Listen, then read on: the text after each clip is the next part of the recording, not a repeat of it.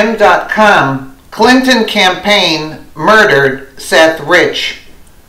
World-famous international hacker Dotcom claims that Seth Rich was shot dead by Clinton campaign staffers. According to Kim, the entire Russian narrative was invented by the Democrats in an attempt at damage control after Seth leaked emails to WikiLeaks that upset and hurt the Clinton campaign.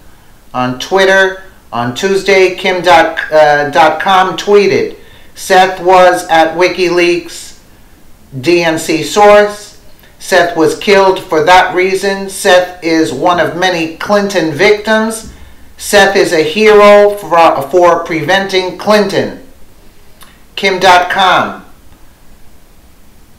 in her tweet there on May 16th, 12:12 p.m. ZeroHedge.com reports, according to a new report from Fox News, it was former DNC staffer Seth Rich who supplied 44,000 DNC emails to WikiLeaks and not some ransom Russian cyber terrorist, as we've all been led to believe.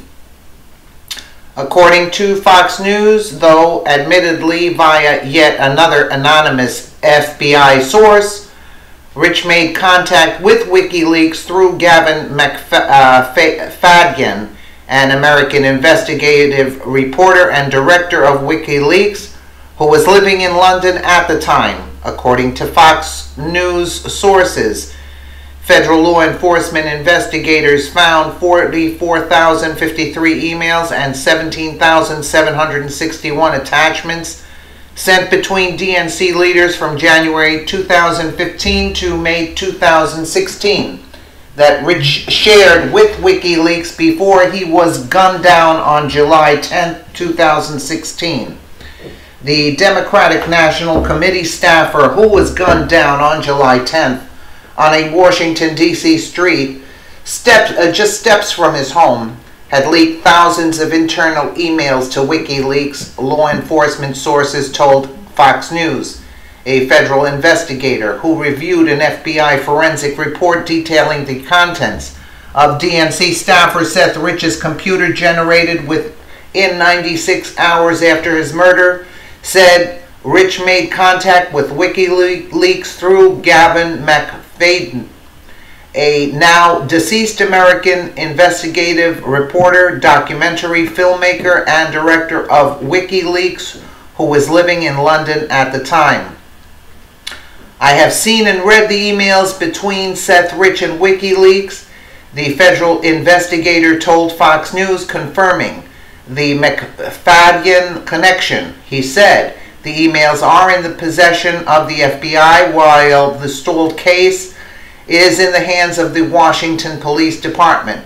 Then on July 22nd, just 12 days after Rich was killed, WikiLeaks published internal DNC emails that appeared to show top party officials conspiring to stop Bernie Sanders from becoming the party's presidential nominee. As we've noted before, the DNC's effort to block Sanders resulted in Debbie Wasserman Schultz resigning as DNC chairperson. These new revelations seem to be consistent with the findings of Rod Wheeler, a former D.C. homicide detective and Fox News contributor whose private investigation firm was hired by Rich's family to probe the case. My investigation up to this point shows there was some degree of email exchange, between Seth Rich and WikiLeaks, Wheeler told Fox News. I do believe that the answers to who murdered Seth Rich sits on his computer on a shelf at the DC Police or FBI headquarters. That's all been wiped clean. For sure. For sure that's been wiped clean. My investigation shows someone within the DC government, Democratic National Committee, or Clinton team is blocking the murder investigation from going forward. Really? Now there's a surprise. Wheeler told Fox News that is unfortunate. Seth Rich's murder is unsolved as a result of that, but that's what they want. The botched robbery theory, which police have pursued for nearly a year, isn't panning out, Wheeler said. Two assailants caught on a grainy videotape from a camera posted outside a grocery mart shot Rich twice in the back and did not take his wallet, cell phone, keys, watch, or necklace worth about $2,000. As you recall, Seth Rich's death had been shrouded in mystery from the start, as he was reportedly shot from behind in the wee hours of the morning, but was not robbed of the nearly $2,000 worth of cash and jewelry on his body at the time.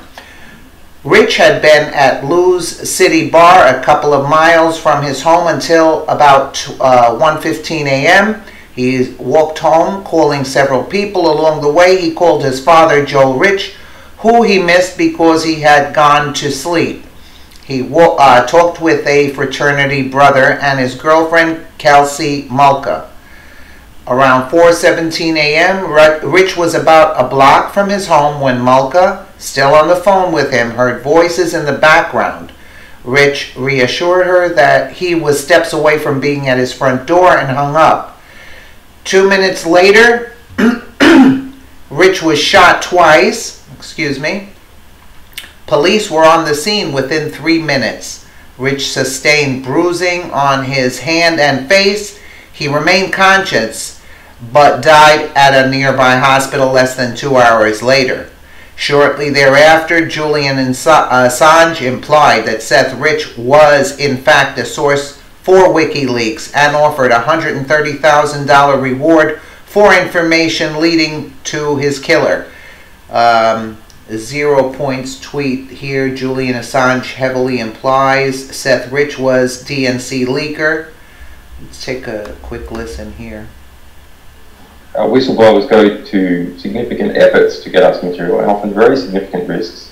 As a 27-year-old works for the DNC, who was shot in the back, murdered just 2 weeks ago for unknown reasons as he was walking down the street in Washington. So that was just a robbery, I believe, wasn't it?